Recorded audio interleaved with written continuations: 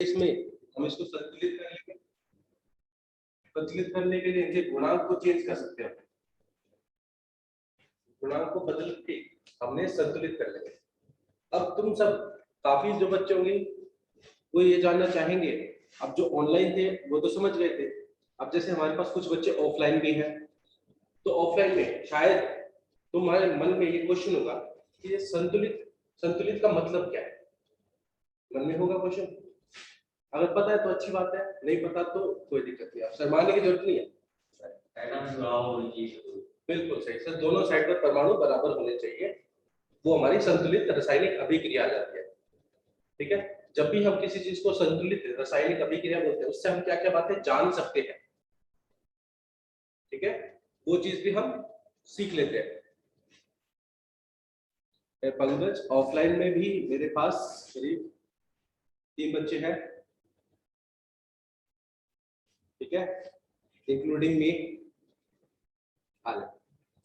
ठीक है, तो अब हम थोड़ा सा उनके लिए भी जान लेते हैं, क्योंकि वो ऑफलाइन में ही उन्होंने स्टार्ट किया है, आप सब ऑफलाइन ऑनलाइन पहले से पढ़ रहे हैं, तो आप सब थोड़ा सा आगे हैं उनसे, तो उन्हीं के लिए मैं थोड़ा सा एक बार रिपीट कर देता हूँ। लास्ट क्लास में हमने जो पढ़ा था द्रव्यमान विश्लेषण, ठीक है, और वापस से हम चलते हैं। पहले मैं आप सबको एक चीज बता देता हूँ कि अगर हमारे पास कोई संतुलित रासायनिक अभिक्रिया है, उसको देखकर हम क्या क्या बातें उनसे पता कर सकते हैं, ठीक है। तो पहली चीज, हमें अभिकारक और उत्पाद के नाम पता चल जाते हैं। ये सर उत्पाद, अभिकारक क्या है यहाँ पर, पोटेशियम क्लोरेट, और उत्पाद क्या है हमारे पास, पोटेशियम क्लोराइड और ऑक्सीजन। और क्या चीजें पता चल पा रही है इससे, दूसरी चीज हमको क्या पता चल पा रही है कि सर संख्या, अगर मैं बोलूं संख्या के नाम पर,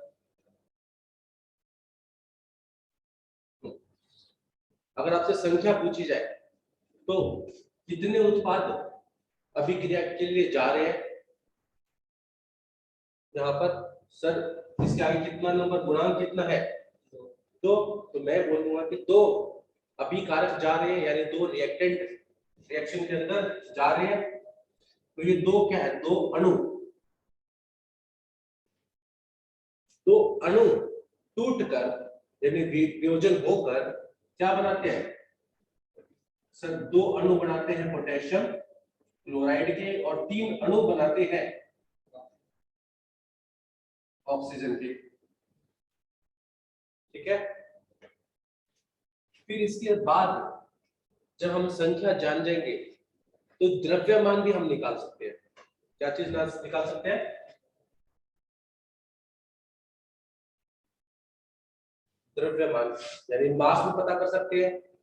अब हमको इनका क्या निकालना है, अवमणिक द्रव्यमान। अवमणिक द्रव्यमान तो हम सबको निकालना आता है, नहीं आता तो बता दो, मैं निकालना भी सिखा दूंगा, निकाल लोगे, ठीक है। तो यहाँ पर जो द्रव्यमान होगा पोटेशियम क्लोराइड का, वो कितना आएगा, 122.5 आएगा, ठीक है। गुणांक कितने करेंगे, 2 से, कैसे निकालते हैं, चलो वो भी हम देख लेते हैं। अगर मैं आपसे पूछूं कि पोटेशियम क्लोराइड का अवमणिक द्रव्यमान कैसे निकालते हैं, उस चीज भी जाने,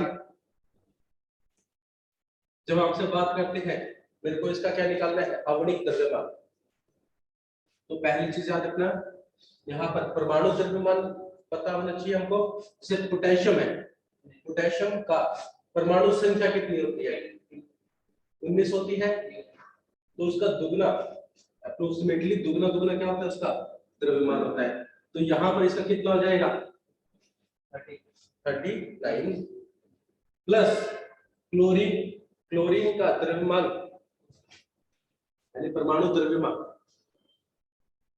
ठीक है, तो द्रव्यमान संख्या वो होती है 35.5, ठीक है।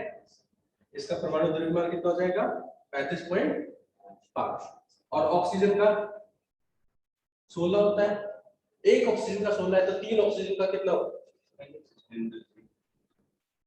जब इसको हम सॉल्व करेंगे, ऐड करेंगे, तो हमारे पास कितना आएगा, 122.5 5 आ जाएगा। ठीक है, अब एक अणु का 122.5 दो अणु का उसका दुगना हो जाएगा। वहीं पर जब हम बात करेंगे पोटेशियम क्लोराइड की, अब इसका भी निकाल लेंगे। इसका कितना होता है 38 और इसका 35.5। वैसे 38 नहीं होता, इसका होता है 39।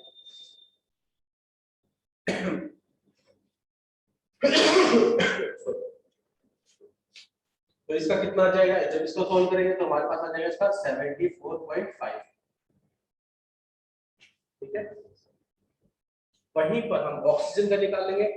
तो ऑक्सीजन का सर हमको सिंपल सिंपल पता है, एक उसका ऑक्सीजन का 16 होता है तो दो ऑक्सीजन का 32 होगा और 3 अणु से उसको मल्टीप्लाई कर देंगे। अब यहाँ पर तुम देखोगे इसका जो मास निकलेगा,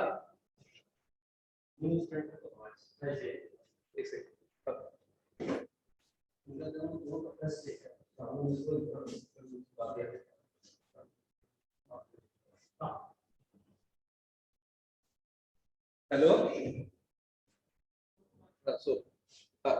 तो अब जैसे ही तुम देख रहे हो जितना अभिकारक का द्रव्यमान है यानी मास है, कितना जाएगा ये 245। अब जितना जा रहा है किसी अभिक्रिया के अंदर, उतना ही मास उससे क्या निकलना पड़ेगा, निकालना पड़ेगा। तो तुम इसका जब जोड़ोगे, इन दोनों का जोड़ के मेरे को बताओ इसका कितना आ रहा है। देखो इन दोनों का जोड़कर, बाकी तुम सब भी बताओ इसका कितना आ रहा है।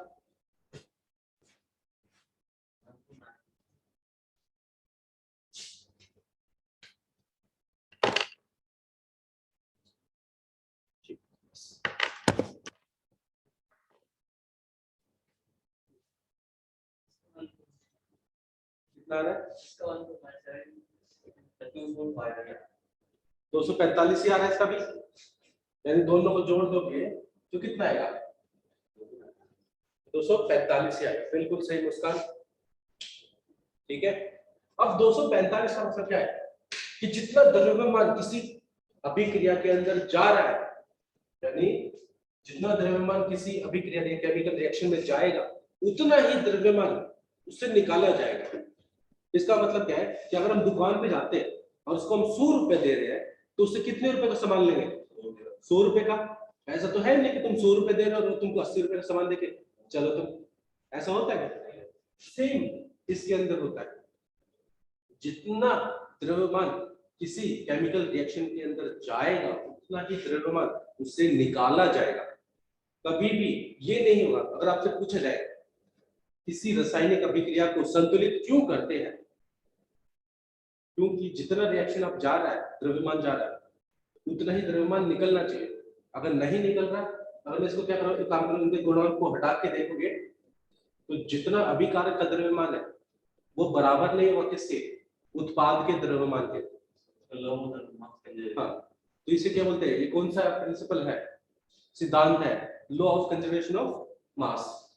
ठीक है, द्रव्यमान का सिद्धांत। ठीक है, द्रव्यमान संरक्षण का सिद्धांत।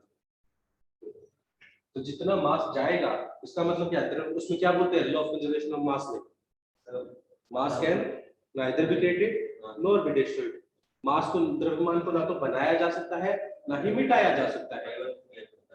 ठीक है, तो ये क्या था, द्रव्यमान यानी संख्या पता कर पा रहे थे, दूसरी चीज हम उससे द्रव्यमान पता कर पा रहे थे। ठीक है, हाँ निशा, उसके बारे में भी आप पढ़ोगे, उसके बारे में पढ़ोगे। अगर चलो अनिशा ने क्वेश्चन पूछा है, ठीक है, तुम सब तो नए हो, चलो अनिशा ने पूछा प्रिंसिपल ऑफ एटॉमिक, ठीक है, एटम्स का, एटम कंपोजिशन। अब वहां पर हम देखेंगे, तो वहां पर उसने बोला कि एटम बराबर होने चाहिए, जितने परमाणु है अभिकारक साइड उतने ही बराबर होने चाहिए किस साइड, उत्पाद साइड। बट अगर उसके इसमें द्रव्यमान सेम ना हुआ, द्रव्यमान भी तो सेम होना चाहिए। ठीक है, अगर हम ये बोल रहे हैं कि सिर्फ और सिर्फ परमाणु सेम हो तो हमारा काम चल जाए, तो फिर आप सब एक न्यूक्लियर रिएक्शन पढ़ते हो 12th में हमने पढ़ी न्यूक्लियर रिएक्शन, न्यूक्लियस अभिक्रिया। तो उसमें तो ये प्रोटॉन्स, न्यूट्रॉन और इलेक्ट्रॉन भाग लेते हैं, परमाणु थोड़ी भाग लेते हैं। तो उसमें संरक्षण कहाँ होगा परमाणु का, ठीक है। तो वहां पर द्रव्यमान का संरक्षण काम करेगा, परमाणु का संरक्षण तो द्रव्यमान के संरक्षण को ही बता रहा है, ठीक है निशा।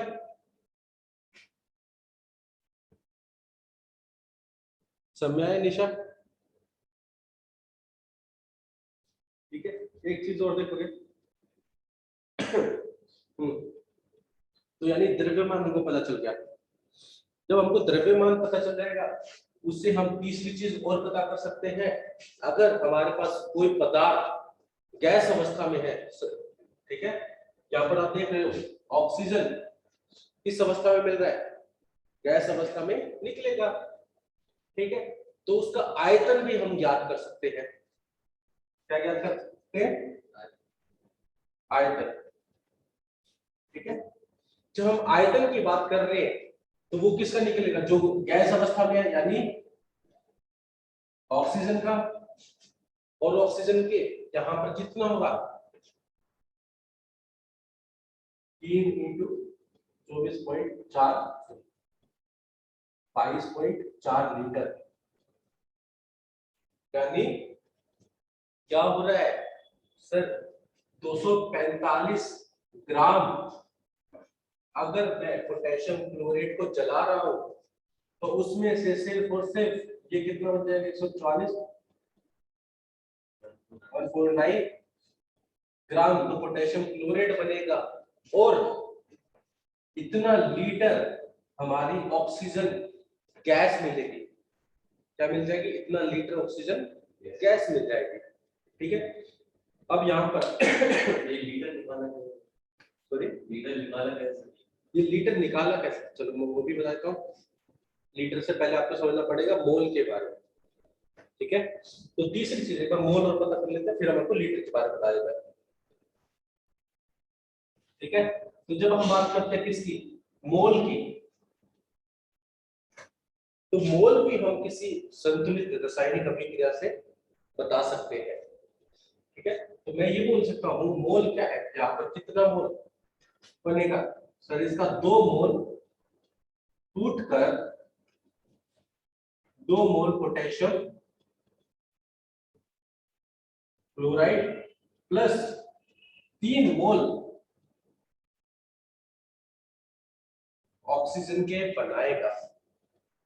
अब एक बच्चे ने मेरे से पूछा है कि सर ये 22.4 लीटर कहां से आया, ठीक है। तो जब भी अगर हमको कोई चीज मोल है, तो मोल दे रखा है, तो मोल से हम 3 तरीके से मोल को निकाल सकते हैं। कोई बताना चाहेगा वो 3 तरीके कौन कौन से हैं, ठीक है। देखो तो मैं आप सबको यहाँ पर बताता हूँ, आप 3 तरीके से क्या निकाल सकते हो, मोल को ज्ञात कर सकते हो।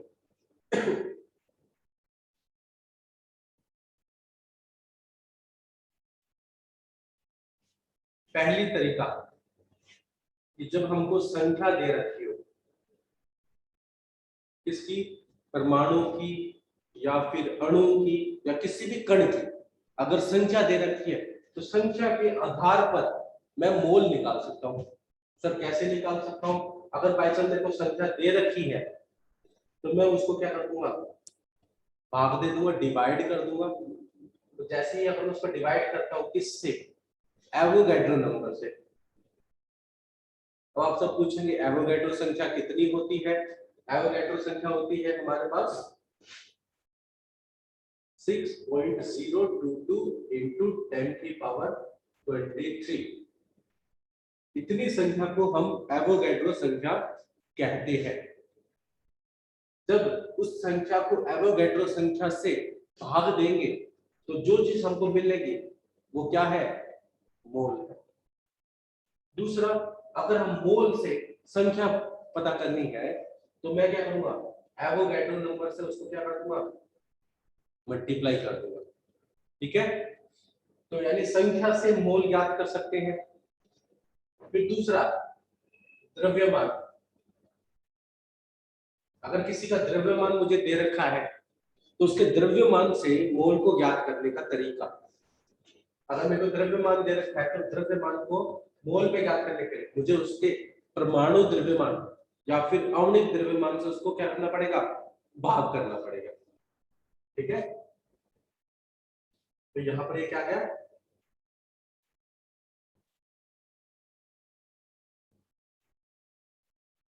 परमाणु द्रव्यमान से मैं उसको क्या कर रहा हूं, भाग कर रहा हूं। अगर मोल है, मेरे को मोल दे रखा है और मेरे को द्रव्यमान पता करना है, तो मैं क्या करूंगा, उससे परमाणु द्रव्यमान से उसको मल्टीप्लाई कर दूंगा।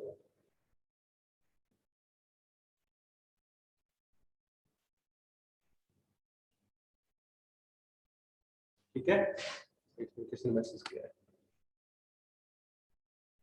बिल्कुल संजय। और तीसरा होता है हमारे पास, ये दो तो हमको स्कूल में भी पढ़ा देते हैं, बट तीसरा होता है अगर हमको क्या कर रखा हो, आयतन पता हो। अगर कोई पदार्थ गैस अवस्था में है और उसका आयतन मुझे पता है, तो उससे भी मैं क्या निकाल सकता हूँ, मोल ज्ञात कर सकता हूँ। क्या ज्ञात कर सकता हूँ, मोल। और ये कब कब लगेगा, सिर्फ और सिर्फ आयतन जब हमारा पदार्थ किस अवस्था में हो, गैस अवस्था में। ठीक है, तो अगर गैस अवस्था में है और उसका आयतन मुझे पता है, तो मैं सिर्फ और सिर्फ क्या करूंगा, उसको मानक आयतन से डिवाइड कर दूंगा, यानी भाग कर दूंगा। अब आप सबके मन में एक क्वेश्चन आएगा, सर मानक मानक आयतन कितना होता है? तो ये होता है हमारा मानक आयतन। ठीक है, अब मैं आयतन दे रखा है, उसको अगर मानक आयतन से यानी 22.4 से डिवाइड कर दूं, याद रखना यूनिट इसकी, याद रखना इकाई लीटर से अगर भाग कर दो तो मेरे को क्या मिल जाएगा, मोल मिल जाएगा। वहीं पर अगर मोल पता है तो उसके आयतन निकालना भी आसान है। क्या करूंगा, उसको सिर्फ और सिर्फ 22.4 लीटर से मल्टीप्लाई कर दूंगा। ठीक है, हाँ सॉरी फॉर्मूले, हाँ तो एक तरह से फॉर्मूले ही बना लो उनको।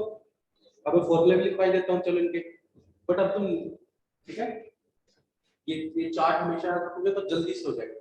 फॉर्मूले ही बना सकते हो इनको। अब मैं फॉर्मूले बता देता हूँ।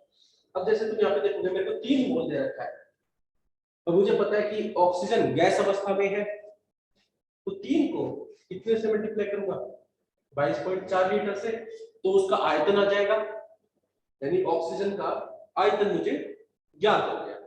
ठीक है, अब आप सबको समझ में आया कि मैंने यहाँ पर 3 इंटू 22.4 लीटर ही क्यों लिखा।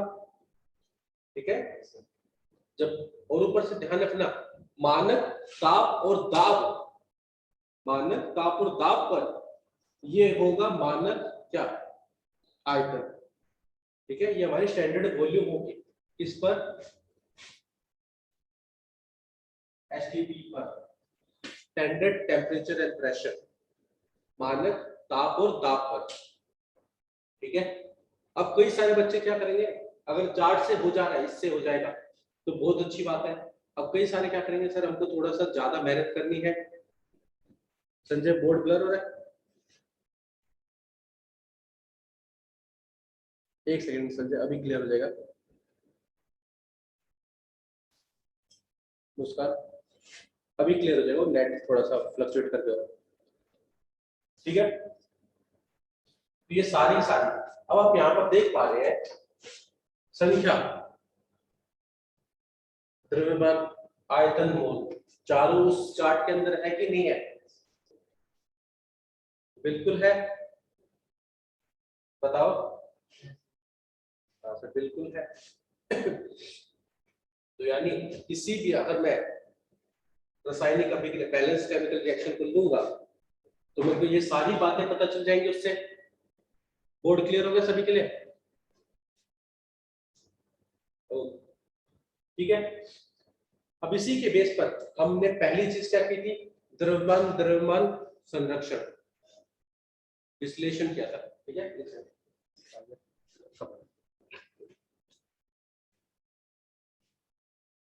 बिल्कुल बोर्ड साफ नहीं हुआ।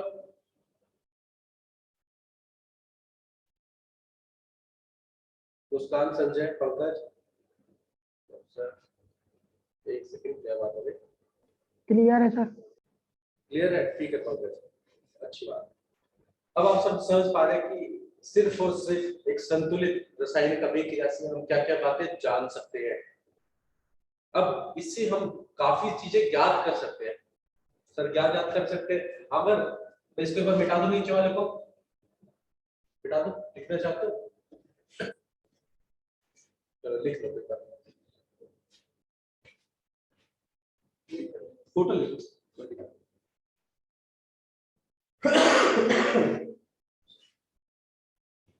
तुम सबको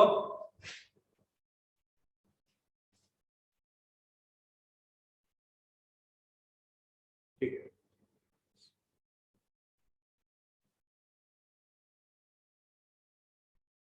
ठीक आ जाओ। अब देखो एक संतुलित से क्या क्या पता कर सकते हैं। अब जैसे तुमने बात की, अभी मेरे को ये अभिक्रिया दे दी, अब वो कह रहे हैं, ठीक है, अब वो ये कह रहे हैं कि अगर मेरे पास ये जो है पोटेशियम क्लोरेट, अगर ये मेरे को दे रखा है कितने ग्राम,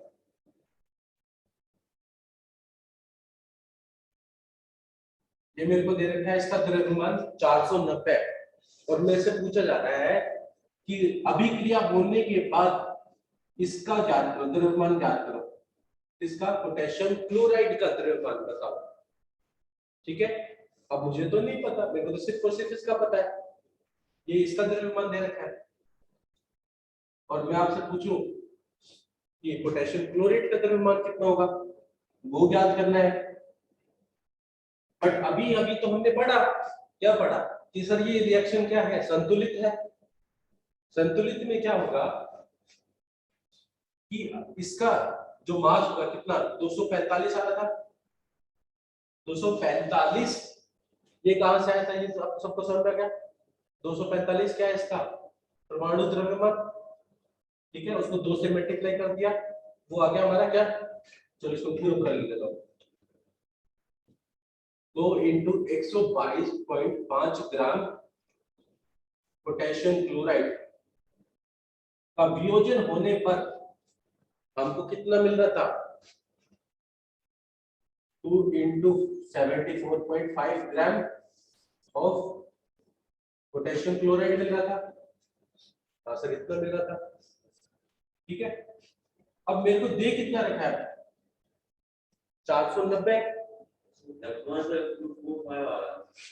कितना था 245, हाँ तो ये तो मेरे को दे रखा है, ये वाला 245 आएगा। और जैसे इसको तुम सोल्व करोगे तो मेरे को पता चलेगा 245 ग्राम अगर मेरे पास है, तो उसका वियोजन होने पर 149 ग्राम मेरे को क्या मिल जाएगा, पोटेशियम क्लोराइड मिलेगा। ठीक है, तो अगर मेरे को 1 ग्राम दे रखा हो तो ऊपर वाले 490 पे आएगा। अगर मैं इसका 1 ग्राम निकालूं, 1 ग्राम के लिए क्या करना पड़ेगा मेरे को, दोनों साइड पर कितने से डिवाइड कर दूं मैं, यानी 245 यहां पर चला जाएगा, इतना ग्राम क्या मिलेगा मेरे को। अगर 1 ग्राम है कितना, 1 ग्राम पोटेशियम क्लोराइड, तो इतना ग्राम मेरे को क्या मिलेगा, पोटेशियम क्लोराइड। बट मेरे को दी कितना रखा है द्रव्यमान 490, तो इसको अगर मैं 490 से मल्टीप्लाई कर दूं तो मेरे को 490 का आ जाएगा। तो इसको कर देता हूं क्या, 490 ग्राम क्लोराइड, और वहां पर कितना आ जाएगा, इसको यहां पर लिख देता हूं, 149 बाय में 245 इनटू 490 ग्राम, ये मिल जाएगा क्या, पोटेशियम क्लोराइड मिल जाएगा। ठीक है, इसको सॉल्व करोगे तो आप देखोगे इससे ये कट जाएगा, 2 पर आ जाएगा, और ये कितना मेरा मिल जाएगा,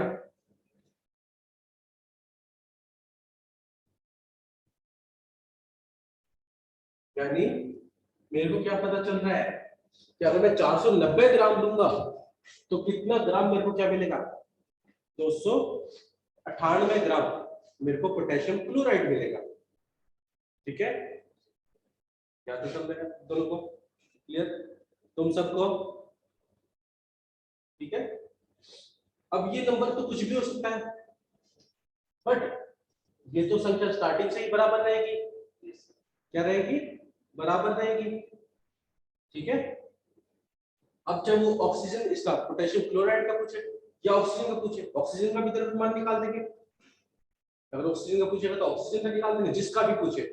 बट हमारे पास क्या होनी चाहिए? संतुलित केमिकल रिएक्शन होनी चाहिए, तभी हम कर पाएंगे, नहीं तो जिस तरीके से हम उसका सॉल्व नहीं कर पाएंगे। ठीक है, ये चीज समझ कि संतुलित से कैसे।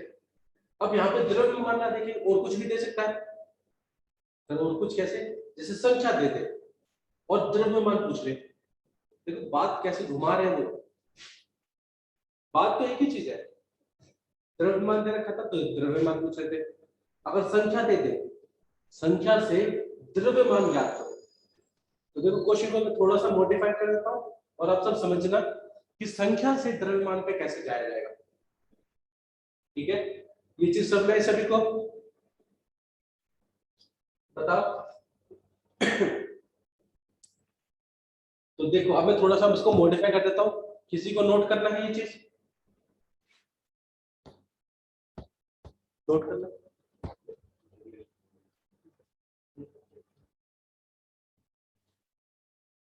ठीक है, तो आप देख रहे हैं, बस एक क्वेश्चन को हम बदल देंगे, इसको हम बदल के अब क्या डाल देंगे? संख्या से द्रव्यमान निकालेंगे। और कोई संतुलित रासायनिक अभिक्रिया दे दी जाए जिसमें संख्या दे रखी है अभिकारक की, और अभिकारक की संख्या से हम द्रव्यमान निकालेंगे। ठीक है, मिटा दो इसको। मुस्कान, अनिशा, पंकज, संजय। Yes sir. ठीक है, ये तो सीधा सीधा बहुत आसान हो गया। अब देखो, अब थोड़ा सा वो क्या कर देंगे, संख्या दे देंगे आपको।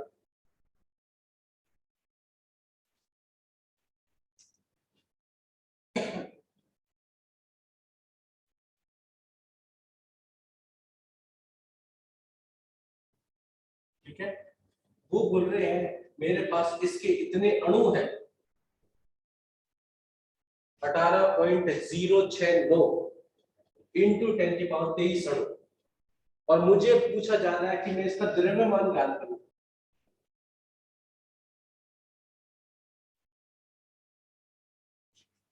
ठीक है, यानी संख्या दी है और द्रव्यमान निकालना है। बट अगर मैं यहाँ पर इस चार्ट का यूज करूं तो मेरे को थोड़ा थोड़ा आसान हो जाएगा। तो दोनों में कॉमन क्या है सर? दोनों से मोल निकाल सकते हैं। अगर किसी तरीके से मैं मोल को ज्ञात कर लूं तो मैं संख्या चाहे पूछे संख्या निकाल सकता हूँ, और द्रव्यमान चाहे तो द्रव्यमान निकाल सकता हूँ। ठीक है, तो मैं पहला काम तो यही करूंगा कि सर या तो मैं इसका द्रव्यमान निकाल के बात करूं, इसका द्रव्यमान कितना है, और फिर जो हमने पीछे किया था वैसे ही हम इसका द्रव्यमान निकाल लें, किसका? पोटेशियम क्लोराइड का। या फिर अब दूसरा तरीका यूज कर सकते हैं। ठीक है, अब दूसरे तरीके में क्या है, अगर मेरे पास ये संख्या दे रखी है तो संख्या से क्या निकालूंगा? मोल निकालूंगा। जैसे ही मैं मोल निकालता हूं इसके पोटेशियम क्लोराइड के, तो कितने आ जाएंगे? मेरे को संख्या दे रखी है, संख्या को मोल पे जानने के लिए किससे डिवाइड करना पड़ेगा? एवोगैड्रो संख्या से। जैसे ही मैं उसको एवोगैड्रो संख्या से भाग दे देता हूं तो मेरे को क्या आ जाएगा? ज्ञात आ जाएगा, मोल ज्ञात हो जाएगा।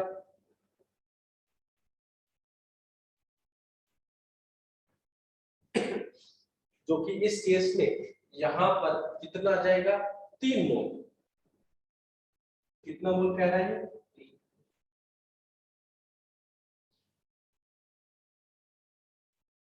3 मोल। यानी मेरे पास कितने मोल दे रखे हैं पोटेशियम क्लोराइड के? 3 मोल दे रखे हैं। ठीक है, ठीक है सर, 3 मोल दे रखे हैं। क्या मैं मोल मोल से निकाल सकता हूँ? हाँ सर, मोल मोल विश्लेषण भी तो हम जानते हैं। ठीक है, अब मोल मोल विश्लेषण क्या है सर, वो थोड़ा सा मैं बता देता हूँ। मोल से तो द्रव्यमान निकाल सकते हैं। मोल से द्रव्यमान निकाल सकते हैं, बिल्कुल सही। तो अब जैसे क्या है, कोई क्या करेगा, मोल से द्रव्यमान निकालेगा, तो द्रव्यमान कैसे निकालेगा,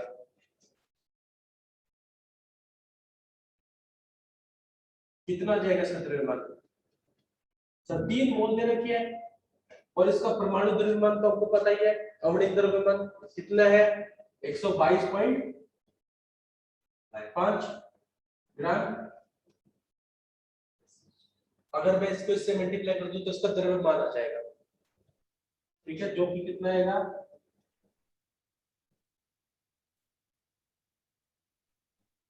कितना आ जाएगा, 367.5 ग्राम, ठीक है, ये मेरे को द्रव्यमान आ गया। अब द्रव्यमान आ गया, तो जैसे हमने पिछले क्वेश्चन के अंदर किया था वैसा ही हम इसके अंदर भी कर लेते हैं। तो पिछले क्वेश्चन के अंदर हमने क्या किया था, हमको पता था इसका 245 ग्राम पोटेशियम क्लोरेट, 149 ग्राम क्या बना था,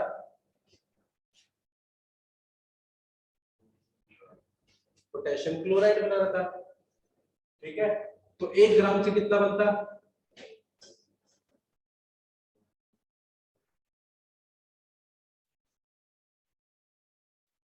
ठीक है, इतना बन जाता है, इतना ग्राम। और मेरे पास कितना द्रव्यमान है 367.5, तो अगर मैं इसको इससे मल्टीप्लाई कर दूं 367.5 ग्राम पोटेशियम क्लोराइड, तो इस साइड में इतने का ही क्या करना पड़ेगा, जमा क्या करना पड़ेगा, मल्टीप्लाई करना पड़ेगा,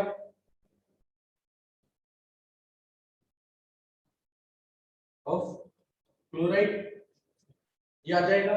यानी मेरे पास द्रव्यमान पोटेशियम क्लोराइड का कितना होगा सर, 149.245 इंटू ये चीज है, ठीक है। अगर आप काटोगे तो ये 2 पर कट जाएगा, ये 3 पर कट जाएगा, और जब इसको सॉल्व करोगे, ठीक है, तो जितना भी आएगा वो मेरा क्या जाएगा आवधिक द्रव्यमान, जो कि कितना आएगा इसके अंदर दिखा देता हूं, 74.53 ग्राम।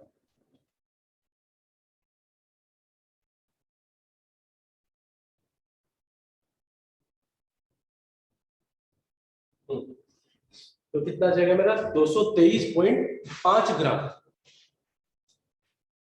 तो तुमको समझ पा रहे हो, संख्या से द्रव्यमान निकाल दिया, क्या निकाल दिया, संख्या से द्रव्यमान। तो हमने क्या किया, पहले पोटेशियम क्लोराइड था, उससे मोल निकाले, मोल से द्रव्यमान निकाले पोटेशियम क्लोराइड का, और पोटेशियम क्लोराइड से फिर हमने बाकी का क्वेश्चन किया, ठीक है। बट इसको एक और तरीका है करने का, सर कैसे करें, पहले बताओ, तो ये तो समझ में आ गया होगा सबको कि संख्या से द्रव्यमान कैसे ज्ञात करें, ठीक है। अनीशा, मुस्कान, पंकज, संजय, अनीशा बेटा आपको समझ में आ गया,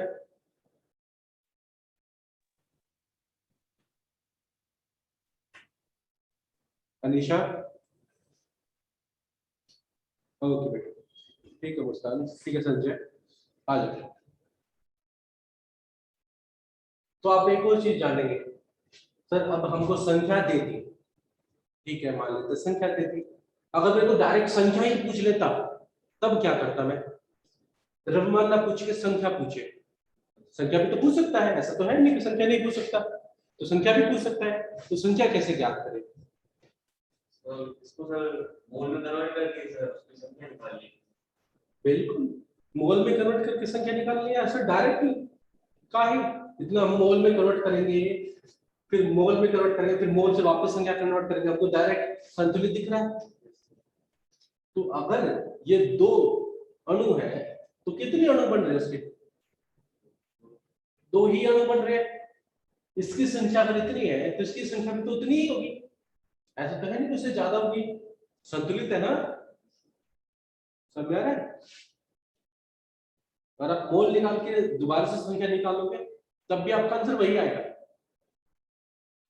हमको टाइम बचाना भी सीखना पड़ेगा, ठीक है, तो संतुलित में क्या करें, संख्या दे रखी है तो ये भी डायरेक्ट संख्या में ही हमको दिखेगा। अब इस केस में थोड़ा सा हमारा बदल जाएगा जब हम ऑक्सीजन लेंगे, क्योंकि इन दोनों की संख्या अलग अलग है। अगर ये 2 अणु जा रहे हैं तो ये कितने अणु बन रहे हैं ऑक्सीजन के, 3 अणु बन रहे हैं। तो वो चीज में हमको थोड़ा सा ध्यान रखना पड़ेगा।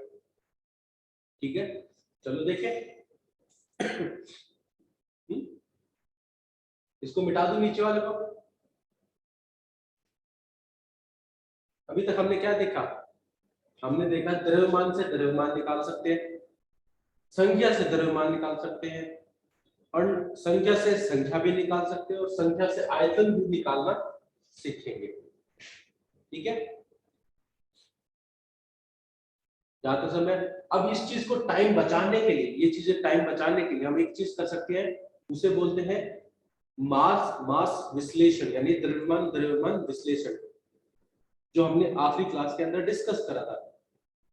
ठीक है, वो हमारा अगर इसमें 5 मिनट लग जाए तो उसमें सिर्फ और सिर्फ 1 या 2 मिनट लगेगी, और वो बहुत जल्दी हो जाएगा। ठीक है, चलो देखते हैं।